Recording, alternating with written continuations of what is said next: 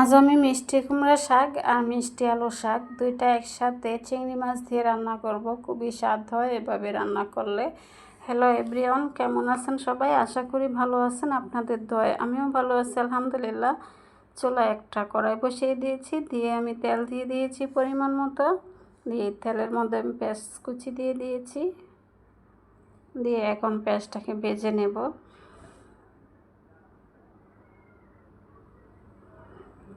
আমি ভালো করে নেড়েচেড়ে পেঁয়াজটাকে ভেজে নিচ্ছি। তো পেঁয়াজটা ভেজে নেওয়া হয়ে গেছে। এখন এই পেঁয়াজের মধ্যে আমি চিংড়ি মাছগুলো দিয়ে দিয়েছি। এটা দেশি যে ছোট চিংড়ি, সেই চিংড়িটা। এই চিংড়ি দিয়ে শাক রান্না করলে খুবই স্বাদ হয়, খেতে ঘ্রাণ হয়, যেহেতু দেশি চিংড়ি মাছ। এখানে এখন দিয়ে দেব মশলা।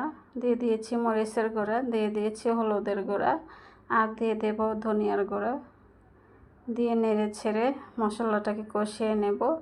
এখন এটা পুড়ে যাবে, তাই আমি দিয়ে দেব পানি, যেন মশলাটা পুড়ে না যায়।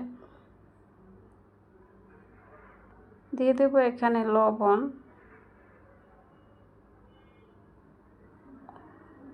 এখন পরিমাণ মতো লবণ দিয়ে দেব, দিয়ে একটু নেড়ে ছেড়ে আরেকটুখানি পানি দেব। এখানে পানিটা কম হয়ে গেছে, তাই আর একটুখানি পানি দিচ্ছি। দিয়ে এখানে কিছু কাঁচামরিচ ফালি করা দিয়ে দিয়েছি। দিয়ে সব কটা উপকরণ একসাথে ভালো করে কষিয়ে নেব। একটু ঢাকনা দিয়ে ঢেকে দেব। ঢাকনা দিয়ে ঢেকে দিয়েছি। এখন ঢাকনাটা উঠিয়ে নেব। 2-3 মিনিট কষিয়ে নিয়েছি। দেখুন তেলটা উপরে বেশি উঠেছে আর মাছটাও কষানো হয়ে গেছে। এখন এখানে শাকগুলা দিয়ে দেব। এখানে এখন শাকগুলা দিয়ে দিয়েছি।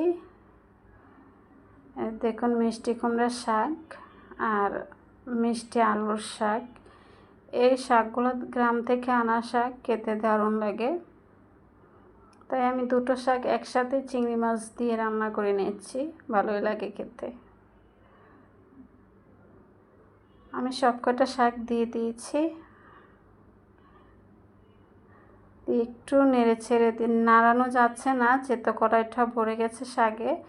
এখন আমি হালকা করে একটু নেড়ে ছেড়ে দিয়ে ঢাকনা দিয়ে ঢেকে যখন শাকটা কমে আসবে তখন নাড়াচাড়া দিয়ে নেব।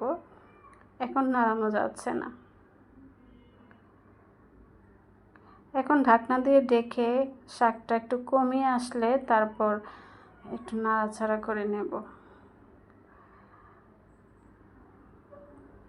দেখুন শাকে পানি উঠে গেছে, আমি আর পানি দেব না। এই যে শাকের পানিটা যে উঠেছে সেই পানি দিয়ে রান্নাটা করে নেব, আর পানি দিতে হবে না। আমি ভালো করে একটু নেড়ে ছেড়ে আবারও ঢাকনা দিয়ে ঢেকে রান্না করে নেব। এখন ভালো করে উপরের শাকটা নিচে নিয়ে নিচ্ছি আর নিচেরটা উপরে উঠিয়ে দিচ্ছি।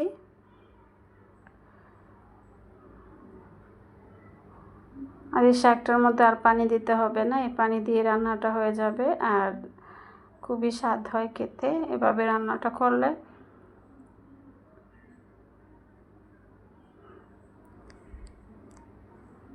এখন আমি আবার ঢাকনা দিয়ে ঢেকে কয়েক মিনিট রান্না করে নেব।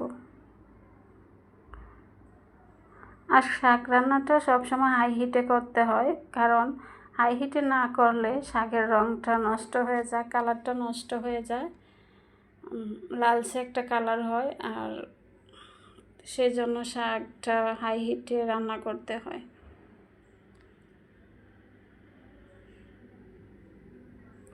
আমি আবারও নেড়ে ছেড়ে আবারও ঢাকনা দিয়ে ঢেকে রান্নাটা করে নেব।